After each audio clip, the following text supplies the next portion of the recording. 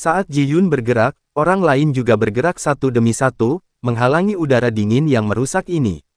Tetapi bahkan jika semua orang bergerak, mereka hanya dapat memblokirnya sesaat, dan segera pertahanan mereka akan kewalahan.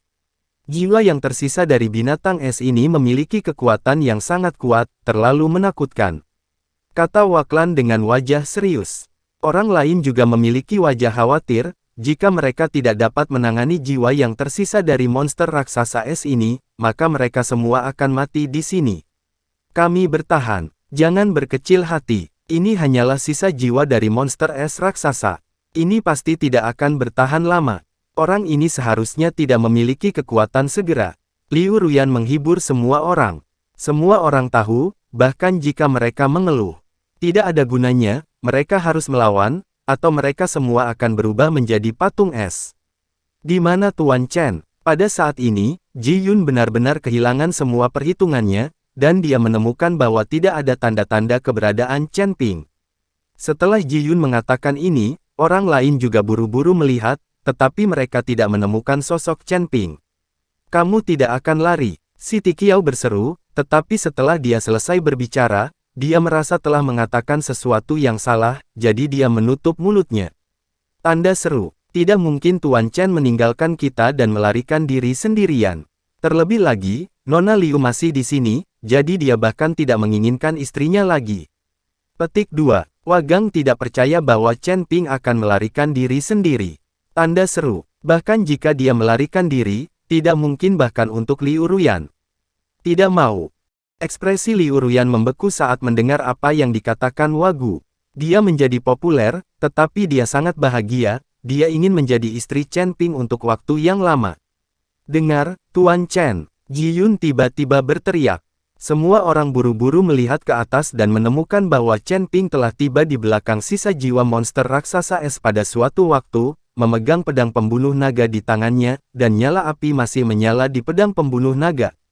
Jiwa yang tersisa dari binatang raksasa jiwa es tampaknya tidak menyadari keberadaan Chen Ping, dan itu masih melambaikan semburan udara dingin ke arah beberapa orang di depannya.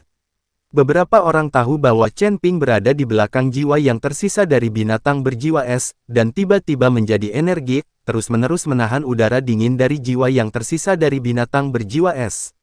Mereka ingin menciptakan peluang bagi Chen Ping, selama peluangnya tepat, Chen Ping akan dapat membunuh sisa jiwa dari monster es itu. Beberapa orang bersatu dan memadatkan napas mereka bersama di tempat itu, sebuah bola emas meledak dengan sangat cepat, tidak hanya menghancurkan udara dingin, tetapi bahkan menuju ke arah sisa jiwa dari binatang raksasa es jiwa. Melihat ini, jiwa yang tersisa dari monster es raksasa itu langsung marah, dengan dua cakar besar, ia mencengkeram udara tipis, dan dua bola es besar muncul, dan ruang di sekitar bola es itu terdistorsi dan berubah bentuk. Kedua keping hoki ini langsung menuju bola emas, dan kemudian terjadi tabrakan besar, keping itu pecah dan berubah menjadi badai salju, menutupi semua orang. Pada saat ini, Chen Ping memegang pedang pembunuh naga dan langsung menikam sisa jiwa dari monster es. Suhu api dari pedang pembunuh naga juga membuat monster es raksasa itu menyadari bahayanya, tiba-tiba menoleh untuk melihat, lalu mengeluarkan seteguk udara dingin dari mulutnya. Napas sedingin es ini membuat udara di sekitarnya langsung membeku, berubah menjadi hamparan putih yang luas. Tetapi pada saat ini, Chen Ping telah tiba di depan matanya, dan udara sedingin es menyentuh api pamungkas Chen Ping. Dalam sekejap, itu menjadi aliran uap. Di bawah tatapan semua orang, Chen Ping menembus. Udara sedingin es datang ke hadapan jiwa sisa dari monster raksasa es, dan pedang pembunuh naga dengan kejam menembus tubuh sisa jiwa monster es raksasa. Nyala api pada pedang pembunuh naga berkobar dengan hebat. Jiwa sisa raksasa es tidak memiliki entitas.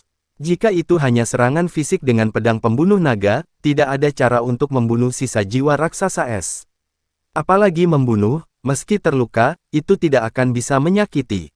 Tapi api ini berbeda, bahkan sisa jiwa pun akan langsung musnah di bawah api ini.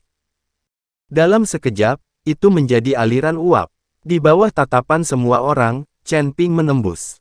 Udara sedingin es datang ke hadapan jiwa sisa dari monster raksasa es, dan pedang pembunuh naga dengan kejam menembus tubuh sisa jiwa monster es raksasa.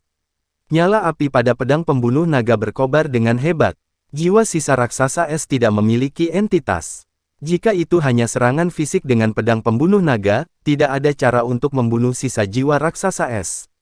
Apalagi membunuh, meski terluka, itu tidak akan bisa menyakiti. Tapi api ini berbeda, bahkan sisa jiwa pun akan langsung musnah di bawah api ini. Liu Ruyan bertanya pada Chen Ping. Tidak masalah. Chen Ping masih menanggapi api ini. Aku percaya. Semua orang diam-diam menyaksikan perjuangan sisa jiwa raksasa es, berharap sisa jiwa raksasa es akan segera dibakar sampai mati. Pada saat ini, jiwa sisa dari monster es raksasa terus memancarkan udara dingin, tetapi tidak peduli bagaimana sisa jiwa monster es raksasa itu mengeluarkan udara dingin di tubuhnya, itu tidak dapat memadamkan nyala api, sebaliknya, itu membuat api membakar lebih keras. Udara es di sekitarnya mulai perlahan menjadi panas terik, dan tubuh jiwa sisa monster es raksasa secara bertahap mulai menjadi ilusi, dan akhirnya tubuh sisa jiwa raksasa es perlahan menghilang, dan akhirnya berubah menjadi setetes darah merah cerah. Dan tetesan darah ini jatuh pada pola aneh di tengah 5 peti mati es, pola tersebut memancarkan cahaya merah yang menyilaukan, lalu menyerap tetesan darah tersebut, dan akhirnya cahaya tersebut menghilang, dan ketenangan dipulihkan. Tapi polanya menjadi merah cerah. Ini membuat Chen Ping sedikit mengernyit. Mungkinkah pola ini diwarnai merah dengan darah monster es? Chen Ping sangat penasaran. Tapi tepat ketika Chen Ping hendak mengamati polanya dengan hati-hati, dua pembudidaya iblis tiba-tiba jatuh dari atas istana. Kedua orang ini tidak pernah memasuki kondisi kultivasi, tetapi diam-diam memperhatikan setiap gerakan Chen Ping. Bergerak. Dua teman, ada apa? Saya hanya ingin melihat pola ini, mengapa menghentikan saya? Chen Ping bertanya pada mereka berdua. Izinkan saya bertanya kepada Anda, sebagai biksu ras manusia, bagaimana Anda mendapatkan api dari ras iblis? Mungkinkah Anda juga ras iblis? Tidak. Salah satu dari mereka menatap Chen Ping dan bertanya, apakah aku iblis atau bukan, kalian berdua tidak tahu.